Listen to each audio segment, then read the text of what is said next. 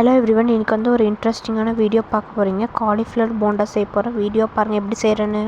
தேவையான பொருட்கள். இப்போ வந்து நான் மாவு பிணையதுக்காக கட் பண்ணி வச்ச 2 பெரிய வெங்காயம், பச்சை மிளகாய், கறிவேப்பிலை, காலிஃப்ளவரில் உள்ளே போட்டு நல்லா மிக்ஸ் பண்ண போகிறேன். அடுத்தது கார்ன்ஃப்ளவர் அதுக்குள்ளே அப்படியே ஆட் பண்ணிட்டேன். நெக்ஸ்ட் வந்து பஜ்ஜி மாவு எடுத்து வச்சுருக்கேன். இப்போ பஜ்ஜி மாவு போட போகிறேன் மிக்ஸ் பண்ணுறதுக்காக. இப்போ நான் மாவு பிசைறதுக்காக தண்ணி ஊற்றி பிசைய ஆரம்பிச்சிட்டேன். மாவு வந்து நம்ம வந்து ரொம்ப தண்ணியாக கலக்க வேண்டாம். போண்டா சுடுறதுக்கு கொஞ்சம் கெட்டியாகவே பண்ணலாம். நமக்கு ஈஸியாக இருக்கும் போண்டா உருண்டை பிடிக்க. மாவு பிசைஞ்சு முடிச்சாச்சு. உருண்டை பிடிச்சி வச்சுருக்கேன். எண்ணெய் காஞ்சது உள்ளே போடலாம். எண்ணெய் சூடாச்சு பிடிச்சி வச்ச உருண்டைங்களெல்லாம் உள்ளே போடலாம். இப்போது சுவையான cauliflower bonda ready. Like, comment, share, subscribe to all YouTube channel. Thank you for வாட்சிங். Keep supporting. பாய்.